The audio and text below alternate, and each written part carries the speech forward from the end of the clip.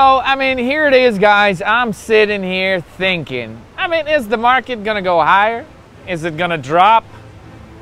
I mean, based on the last 28 videos we have posted, the market is going higher, damn it.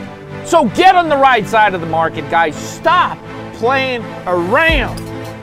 Opportunities like this don't happen very often, okay? And when they do, make sure you strike and you take action. Guys, in this video, we're gonna talk about one very important aspect of trading, and that is patience. Patience, guys. We've been talking about Amazon in the last 2 weeks, how it was gonna break out higher. And some of you have gotten into the trade, and what have you done? This is a painful day for you. I'm sorry to say this to those of you that lack the patience to actually stay with the trade. You bought into the trade and you got out of it. Now the question is, why? Why did you do that? I've shown you guys the charts. I've shown you the cup with a handle. The cup with the handle. In like 1,000 charts. Okay, maybe 12 charts. Okay, but the bottom line is this: when everything is screaming at you, the charts, the divergences, the macro conditions, the institutional behavior, why wouldn't you just sit tight? And the answer is, you got too much pressure on you guys. You know, your wife is telling you, honey, when are you gonna stop losing the money in the market? When are you actually gonna transfer some money from your trading account to the regular checking account out of which we pay our mortgage? And then your kids are screaming and they're like, Daddy, how'd you do in the market?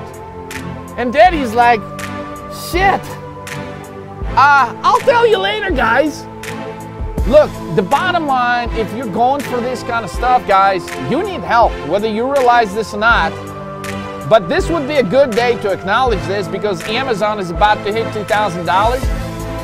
Now, we've been advertising the trade since Amazon was about $100 lower.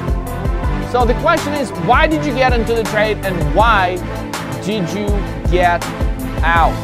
Well, the very simple answer is this: besides all the pressures that life could be placing on you each and every day, from various people, from various circumstances, monetary pressures, and so on, the most important thing is this: there is a great probability that you have taken multiple trades that just have gone unsuccessful, and now that for some time that trade was not materializing, you were just throwing the white towel in, saying, hell with it, I give up. Guys, you cannot give up if you're a trader, okay? You can't give up if you've done all your calculations right. It really pays to stick with the trade. And when we stick with our trades here, we typically do our calculations not just one day. We don't just look at 30, 40 charts one day out of the month. We look at 30, 40, 100 charts every day.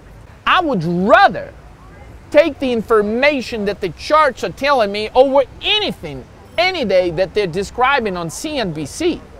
And so should you, because the probability of listening to the charts puts you in a much higher probability of actually locking some healthy gains. So with that said, study the hell out of the charts so you can become a better trader. We should have some links below this video where you can click and take some free training, guys. Won't cost you a penny, but you'll have a better understanding what to look when you guys are going through some charts on a daily basis. Now clearly, if you want some advanced trading, you can go to Trading Options Live. You can book a free call, get some more information. You can enroll in the High Rollers Club. Guys, I've talked to a guy the other day that had $3 million in his account, and he actually lost 60% of it, so his account was at $1 million. So he started with us actually a couple of weeks ago, and now the guy's back up to 2.5. Look, the reality is it doesn't matter whether your account was at 3 million and went down to $1 million. Look, we can use the same analogy. You could be at 3,000, your account could be at 1,000.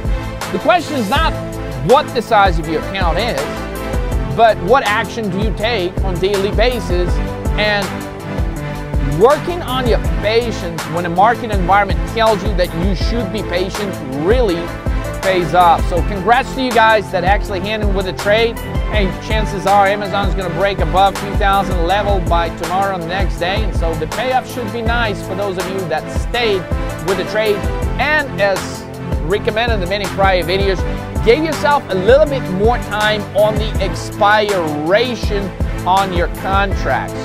Okay, now that we've talked about that, let's talk about the second most important thing. I've actually received an email from a trader, actually a really good trader, happened to take the same trade last Friday, buying Amazon calls, 1937.5 strike at 98 cents. And those were the options clearly were expiring last Friday. And then the trader mentions that they have sold them when the contract price reached $1.36. What's wrong with this picture, guys? Guys, I don't understand. Why would anybody buy a contract for $1 and sell it for $1.36? It's simply not worth to even get into trades like this. And then the email goes on with a regret. Why did I get out at $1.36? The same contract later was worth $8.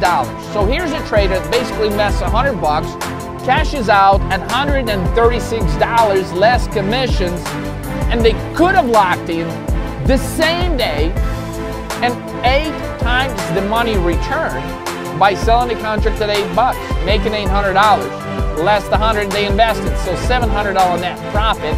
And I know this is kind of a smaller example, so if your account is bigger, just do the math. Same thing, you invest 10 grand, you get out at 13, you could have gotten out at 80,000. I hope you get the point. So the bottom line is this: I don't believe anybody ever should be taking a trade where you are investing $1 in order to get $1.30 or $1.40 back. To me, that's just a waste of time. That's just a bunch of bullshit. I don't even waste my time on calculating trades like this. I shoot for returns of 400 to 500, 600%.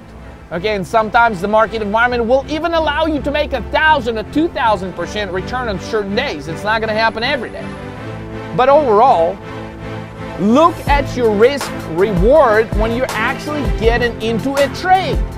So automatically, if you think the best outcome when you get into the trade is going to be the fact that you're going to invest $100 to get $130 back, you invest $10,000 to get $13,000 back, the risk reward is not in your favor. So do some more calculations until you actually arrive at a better trade. So anytime you risk $1, the absolute minimum you should consider when you're taking a trade is getting $2 back, getting $3 back.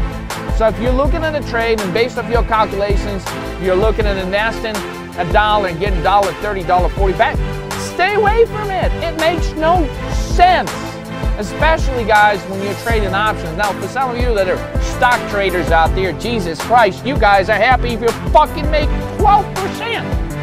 And again, I wouldn't move off this chair for 12%. What is 12%, guys? By the time you pay your commissions, this and that, I mean, I would rather stay at the gym working out, saying hi to the pretty ladies for the 12%. Seriously.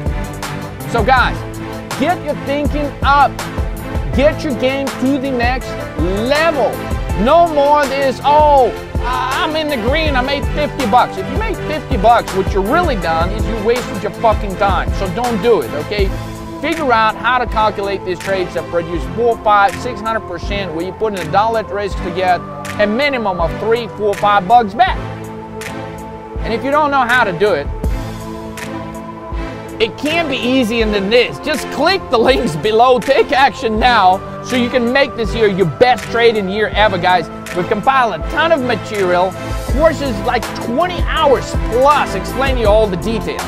So don't waste another moment. If you're chasing the small returns and you're getting them, fine, but guess what happens? I can tell you what happens. Once you cash in on a trade that's making you a few $100 bucks, you are giving it back on the next few trades. So that tells me your account is actually not going anywhere. It's at the plateau.